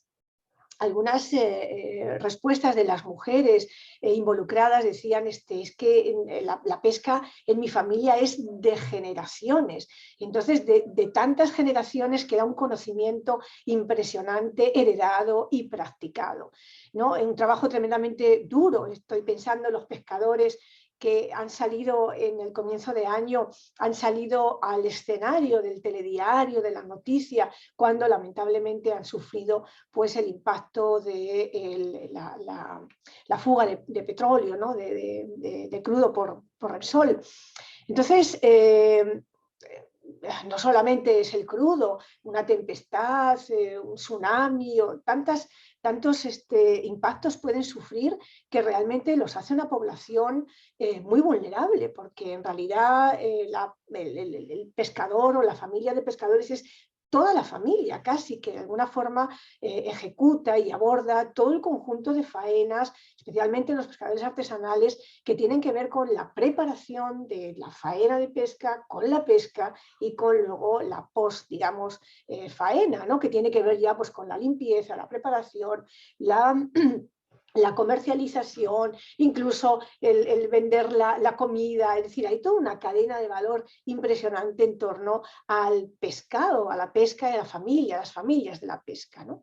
Entonces un poco quería, no sé, comparo esa imagen de mí como curiosa, creo que algunos ni siquiera lo somos, y esa imagen de cómo nos comportamos los urbanitas, los de la ciudad muchas veces en relación con la pesca, ¿no? Ciudades tan grandes y tan interesantes como la nuestra, que tiene todo un litoral, que tiene puertos pesqueros y muchas veces vivimos a espaldas, ¿no? Y cuando hablamos o pensamos en la pesca lo pensamos como gente que comemos, que disfrutamos con la pesca, ¿no? En la comida, en el restaurante, en ir a comprar el pescadito fresquito que nos tomamos, lo vemos de manera placentera, ¿no? Y cuando pensamos en el paisaje de la pesca, pensamos más bien en el paisaje casi del mar o el bucólico de la pesca en ese escenario tan enorme que nosotros como gente de la ciudad, tranquilos en nuestra casa, sentimos que el mar es para disfrutarlo, ¿no? El paisaje del mar se ve, se toca, se escucha, se huele, todo, con todos los sentidos. Pero detrás de eso hay mucho esfuerzo, mucho conocimiento que tiene que ver con ello. Y yo simplemente quería un poco cerrar esto pensando en compartir estas ideas, sobre todo para animarnos, incluso para animarme a mí misma como geógrafa, como educadora, a incluir y agregar el tema del mar, el tema del agua, el tema de los bienes y servicios, como por lo menos una franja más, una posibilidad más dentro de las investigaciones que podemos hacer. Me apena enormemente eso que he comentado, que los geógrafos dejemos al mar y a la pesca como un tema muy poco estudiado. Y creo que la pesca da mucho dentro de la geografía ¿no? Un poco reflexionaba, bueno, recogía algunas ideas y muchas veces tenemos la imagen de la pesca, como ya lo he mencionado, como un recurso económico que además se relaciona con un recurso natural que puede tener severos problemas y que Perú ya los ha tenido en algún momento con alguna especie que sobreexplotó, como la anchoveta, que además es no solamente la especie, sino toda la cadena de valor, toda la cadena ecológica de la especie en el agua y toda la cadena de valor que damos a esa especie que nos la podemos cargar y que tiene mucha importancia dentro del PBI y dentro de la población económicamente activa del país, como comentó la profesora Katarzyna al comienzo de la sesión. Entonces, yo un poco pensaba que los paisajes de la pesca van como mucho más allá del agua, ¿no? y de los límites del agua. Son paisajes que, como ha mostrado la doctora Katarzyna, desde arriba, desde el Google, desde las imágenes panorámicas, no siempre está la barca flotando, está en la costa. Entonces hay un conjunto de operaciones técnicas, las faenas, las artes, las infraestructuras que requieren, de acuerdo al tipo de pesca, esa preparación, esa faena y ese pospesca que habla de personas. Cuando iban todavía recuerdo haber hablado con señores que estaban arreglando las redes y que me respondían con toda amabilidad a toda la cantidad de preguntas que le hacía en torno a ellas, ¿no? Pero también hay todo un tema humano, ¿no? Es decir, el tema laboral, una población económicamente activa que muchas veces no está oficial o formalmente incluida, porque claro, es un trabajo familiar. Entonces, dentro del tema de género hay mucho trabajo encubierto y muchas veces seguramente no pagado o subpagado, porque bueno, es toda la familia al final la que hace muchos trabajos distintos, pero eso no es saludable. De alguna forma hay también que mejorar esta situación de cara a respetar los derechos laborales de cada persona, ¿no? Hay mucha informalidad, hay niños que trabajan en la pesca, es decir, igual que hay niños que están en el campo apoyando a los padres, hay niños que trabajan en la pesca, hay gente madura, muy mayor, que debería de estar jubilada y que también trabaja en la pesca. Y esto seguramente no es por capricho, es por necesidad, porque probablemente la pesca encierra muchas diferencias entre el pescador y los que luego se benefician del beneficio de ese producto, de esa pesca ya en un mercado, ¿no? Hay toda una cultura que no está valorada, ¿no? Yo intentaba buscar algo en los museos y me cuesta, pero recuerdo, por ejemplo, el Museo de Sitio de Ancón, que me parece muy simpático y en el que muy simpático porque es muy interesante y porque Ancón tiene una historia prehispánica impresionante, ¿no? De varias culturas que han pasado por ahí y que algunas de ellas son marineras. Yo recuerdo tengo un alumno, ya no le he podido contactar ahora porque ya ni vive en Ancón, pero su familia es de Ancón, es pesquera o pescadora. Y me acuerdo que cuando hicimos un trabajo de campo con él, por ejemplo, nos explicaba y veíamos claramente cómo el plano de Ancón variaba según las etapas, pero el plano más antiguo, el casco más viejo de ese pueblo, ya en una época relativamente, digamos, moderna, es el conato de casitas de pescadores, que no está obviamente en la parte baja, porque el pescador sabe de tsunamis, sabe leer el mar, sabe leer el cielo, y tenía en la parte alta un plano súper curioso, muy regular, protegido del mar en caso de oleaje y donde subía hasta la puerta de la casa las barcas, ¿no? Las pequeñas barcas tan familiares con las que pescaban, ¿no? Entonces, y el Museo de Ancón da cuenta de toda la evolución, de toda la cantidad de cultura y de conocimiento vinculado con la pesca a través del tiempo, ¿no? Pero también, como has comentado, creo tú, Isabel, al final, hay mucha competencia por los usos, ¿no? Por los problemas que hay en la pesca, primero porque se genera en un espacio que ya de por sí tiene que protegerse, ¿no? Que es un objetivo claro del desarrollo sostenible.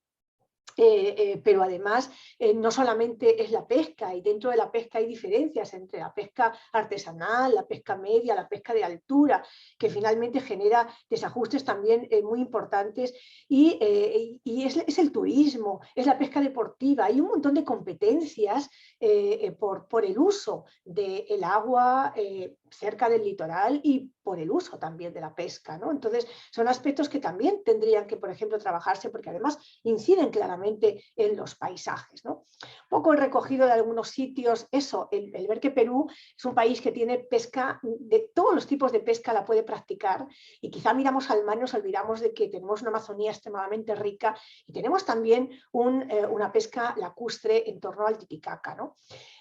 Obviamente, porque si hablamos de paisaje como algo que observamos, que decimos los geógrafos, que puede estar visible, ese fenopaisaje, o no visible, porque el paisaje de la pesca es un paisaje que combina una parte cultural muy visible sobre el agua, flotando o estable en el litoral, pero que también combina el que hay bajo el agua. Por ejemplo, cuando hablamos de todas las artes y todas las técnicas que se utilizan para la pesca artesanal y sobre todo para la industrial, ¿no?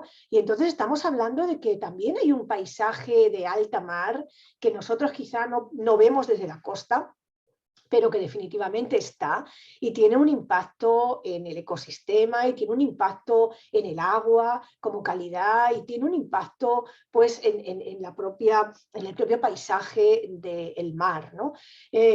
Imagino que los que hacen, por ejemplo, yo qué sé, turismo de estos de transatlánticos, seguramente pueden observar a veces la presión que hay sobre las aguas marinas en alta mar, ¿no? Entonces un poco recogí también, porque no tenía realmente ni idea de las diferentes artes y de las diferentes técnicas que hay para poder pescar, que unas son buenas, que otras son no tanto, cuestionables, en fin, un poco me puse a pasear por todo esto, porque yo sentía que esto es parte también de los paisajes de la pesca, ¿no? Y la almadraba, si estoy más vinculada con ella, porque está asociada a la pesca del atún en la zona de Huelva, en España, que dicen que es el mejor atún del mundo, y que realmente es toda una escenografía impresionante, porque además otra cosa que yo sentía con los paisajes del mar, de la pesca, frente a los paisajes, por ejemplo, de los medios rurales agrícolas, pecuarios, de los que ya hemos hablado, de los mineros, ¿no? Que son como más, claro, son asentados, no digo estables porque son también dinámicos, pero están por lo menos ahí asidos a la tierra, ¿no? Mientras que estos son paisajes flotantes, paisajes como que de ida y vuelta. En un día puede cambiar el escenario del paisaje que podemos observar, porque la pesca es una actividad de pocos días, cotidianas, de idas y venidas, ¿no? Me encontré con este documento de la FAO, me pareció muy interesante, hecho para, creo que era Costa Rica, si mal no recuerdo, y que son módulos para trabajar con los trabajadores de los pescadores, pero me interesó sobre todo porque le daban un aspecto muy social al tema de la pesca, que muchas veces se nos escapa, y que es un tema que también podemos trabajar, porque es población económicamente activa, y que se puede trabajar desde la perspectiva de género, desde la perspectiva de los derechos laborales. Había recogido algunas ideas sueltas en torno a ello, ¿no? Pero también, por ejemplo, me pareció interesante al leer este documento, que es muy sencillito, cómo hay una división del trabajo tremenda por género. Hay una división del trabajo pre, durante y post la captura, ¿no?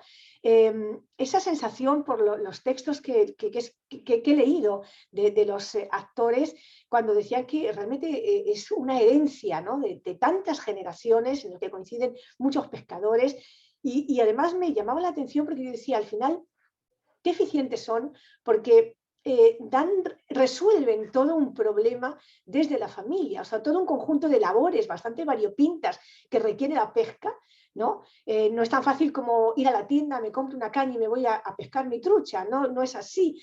Entonces, como al final toda la familia tiene de alguna forma una buena parte del control de, digamos, la cadena de valor y la cadena productiva para poder desarrollar esta actividad, ¿no?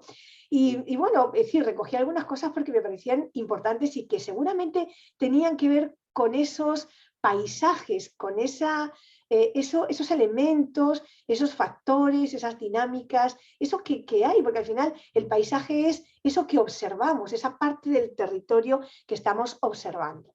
El tema también claro, comparar estos paisajes pesqueros de pescas industriales, de pescas densamente extractivas y duras y agresivas con el medio, y todo lo que tiene que ver con los paisajes engendrados en un paisaje, los paisajes engendrados por una pesca sostenible, ¿no? Que es algo también que nos tenemos que preguntar. Y todo lo que tiene que ver con, en este librito, estos textitos, sobre, sobre los problemas asociados humanos, laborales, asociados a la pesca, al tema de género, al tema de niños, ¿no? Que me pareció muy importante, qué hacen, cómo colaboran. Esto efectivamente es en Costa Rica, pero habría que ver cuánto también de parecido ocurre con lo nuestro. Y la tarea de las mujeres, y destacaba un papel que yo recuerdo cuando daba geografía de género, el papel tan importante que tiene la mujer en los cambios culturales, por ejemplo, que tenemos que llevar para poder adaptarnos a estas condiciones nuevas frente al cambio climático, ¿no? Entonces, ponen a las mujeres como con un papel relevante en relación con el cambio climático, con la visualización de las labores que se hace en la pesca, con el crecimiento y el posicionamiento también que puede tener el sector pesquero dentro del ámbito económico y con el manejo responsable de los recursos, ¿no?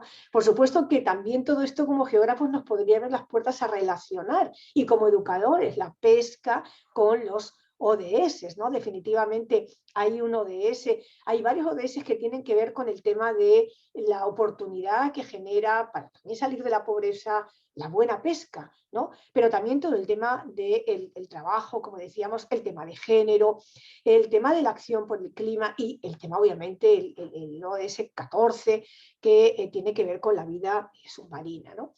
Entonces, un poco igual eso, la importancia que ya lo comentó Katarzyna antes, de la importancia que tiene la economía del país, la pesca, y dentro de la pesca, la importancia también que tiene la mujer dentro de ella, que no siempre está reconocido, porque como digo, hay muchas faenas y muchas tareas de la mujer que aparecen como parte del trabajo productivo y casi enmascarado en el trabajo familiar, y se pierde, ¿no? Hay también todo un concepto en relación con el patriarcado,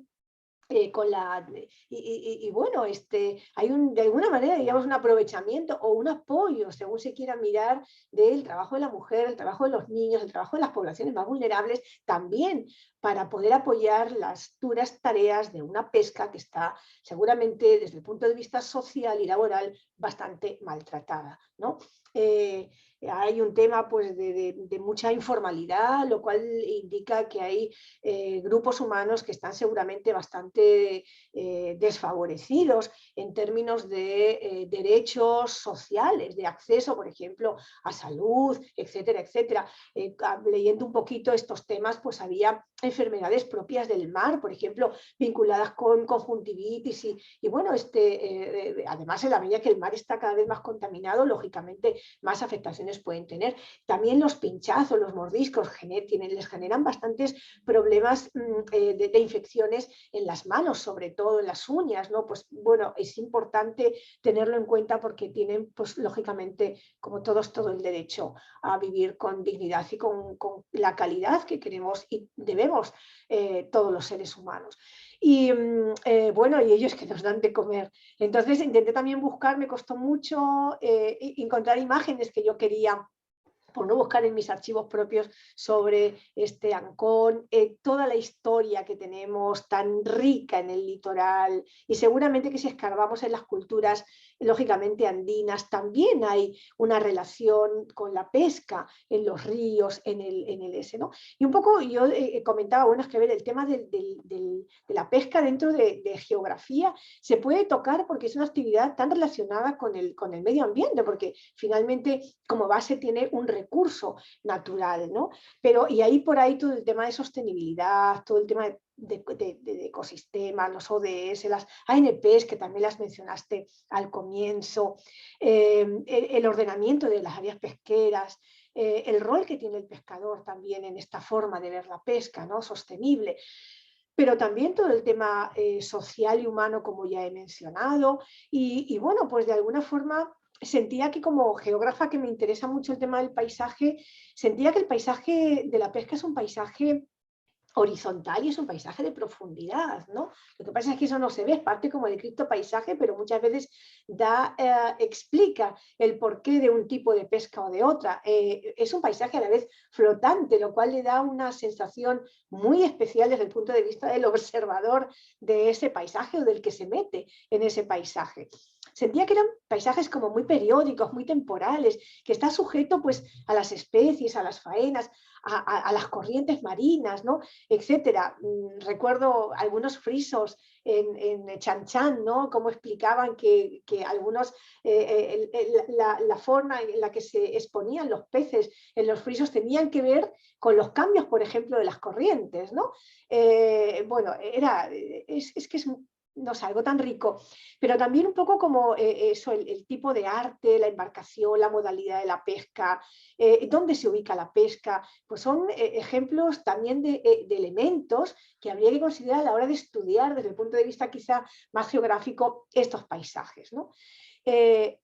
El paisaje de la pesca no es solamente el paisaje del agua, es el paisaje también de ese litoral, ¿no? Y que se salpican evidencias que Katarzyna o los videos que nos habéis compartido las dos presentadoras nos han quedado tan claros, ¿no? Por las embarcaciones, la vida, las faenas, etcétera, las infraestructuras, son aspectos muy claros. Y luego sentía eso que es un paisaje como con muchas caras involucradas, ¿no? Es un paisaje tanto cultural como social, como industrial a la vez, como comercial, y que de alguna forma da cuenta de lo multifacética, compleja, y seguramente poco agradecidos nosotros por todo ello, que es la cultura de la pesca en el mundo, y bueno, obviamente en nuestro país. Y hasta ahí nomás, muchísimas gracias por escucharme este ratito. Muchas gracias a usted, geógrafa María del Carmen Carrasco. Bien, los comentarios, en su mayoría son de agradecimiento y felicitaciones a las dos ponentes quienes también tomaron la palabra. Quiero leer una pregunta del señor Carlos César Trujillo. Esta pregunta se hizo durante la presentación. Ella tuvo que abandonar la sala por un tema de cumplimiento de otras actividades, así que por favor, si la magíster antropóloga Isabel podría responder a esta pregunta. Dice, saludos y felicitaciones. Una pregunta, ¿se puede observar estuarios en el litoral del sur del Perú? Su audio, por favor, está desactivado. Perdón. Gracias. Sí, bueno, en la zona en la que yo estoy, la verdad que no, en la que estoy trabajando no, así que no sabría decirle, tal probablemente más al sur, pero lamentablemente yo no conozco esas zonas. O sea, yo estoy trabajando más de la parte de la bahía de Paracas, Pisco, ¿no? Entonces no sabría decirle, tal vez la otra ponente hubiese tenido mejores respuestas sobre eso. Muchas gracias también por la pregunta. Bueno, esa es la única pregunta, tanto aquí en Zoom como en Facebook también, igual de agradecimiento y felicitaciones. Continuando, quiero darle la palabra ahora a la doctora Katarzyna Goluchowska para sus comentarios finales. Adelante, doctora Katarzyna. Muchas gracias y realmente agradezco muchísimo a las expositoras que nos han ilustrado de manera tan interesante la problemática pesquera a través de los paisajes y de la labor que están realizando, ¿no?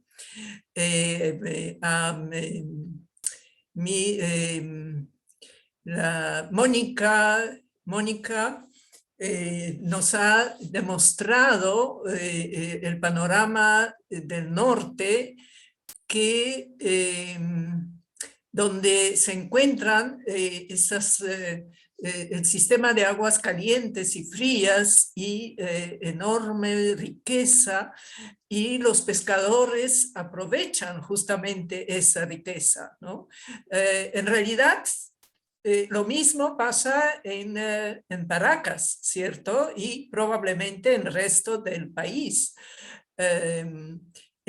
A lo largo de todo el litoral tenemos varios puntos de pequeñas bahías que de todos modos justamente albergan a los pescadores y donde se produce esta actividad, y lo que es increíble cómo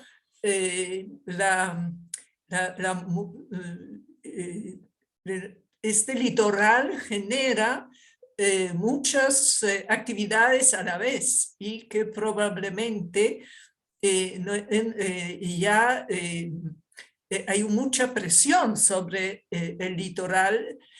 Lo que siempre me llama la atención, el litoral de Pisco, justamente, Paracas, donde donde convergen enormes presiones sobre esa pequeña parte del territorio peruano, ¿no? Tenemos que tener en cuenta que Isabel ha mencionado que tenemos allí converge también por la configuración de los Andes, el camino a lo largo de la costa y camino hacia la sierra, ¿no? A través de esta carretera Libertadores que nos lleva a Ayacucho, y es un acceso sumamente interesante, también debido a que hay presión de exportación de minerales que justamente se encuentra en la bahía del Paracas, ¿cierto? Bueno, hay también de casualidad, no sé, o también por esa riqueza del mismo punto en el territorio peruano, los ductos del gas que vienen desde Camisea también se encuentran un nodo en el mismo Pisco, ¿no? Entonces, justamente en la exposición de la Magister Isabel González, hemos visto esa presión, pero sobre esa pequeña bahía tan rica en diferentes aspectos productivos, de ocio, y de la riqueza marina, ¿no? Bueno, quiero agradecerles, por lo tanto, a Mari Carmen también por presentarnos, enfocar geográficamente nuestro tema para todos los geógrafos que nos ven, y que espero que a futuro también se animan trabajar el tema, ¿no? Y el video que hemos puesto sobre actividad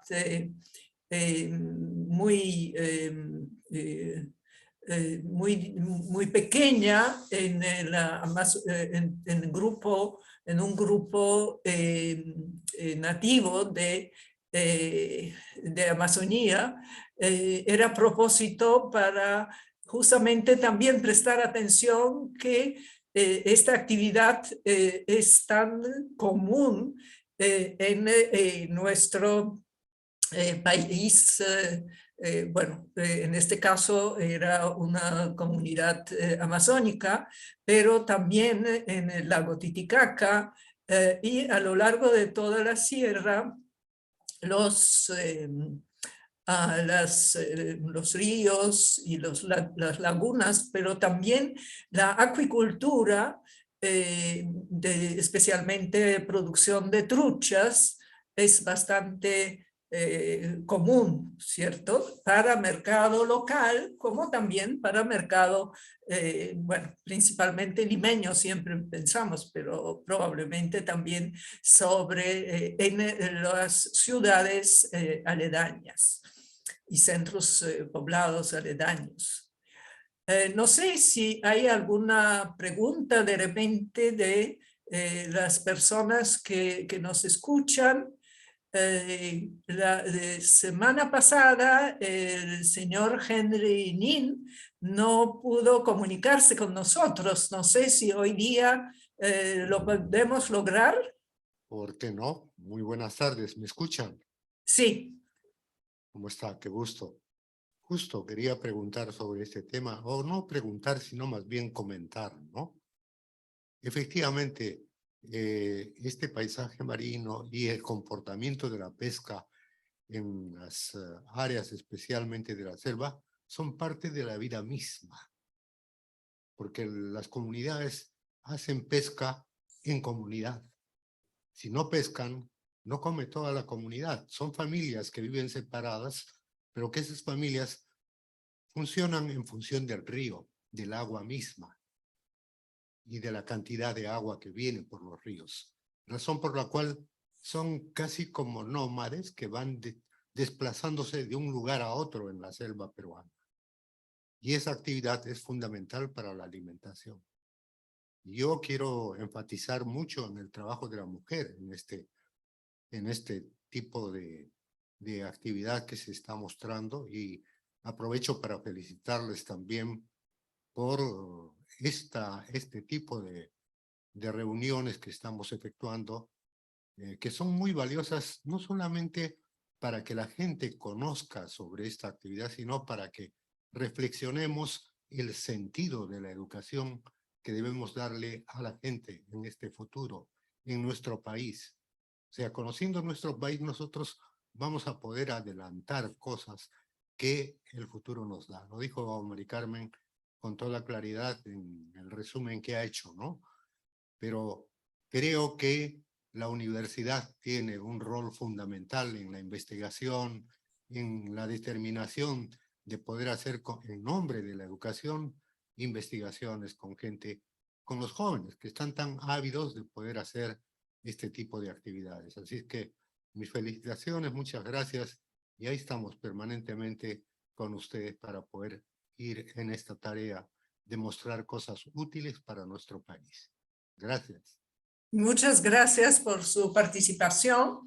Bueno, entonces terminó nuestro tiempo también de nuestro martes geográfico de esta semana, una semana muy especial porque es una semana patria, una semana de fiestas.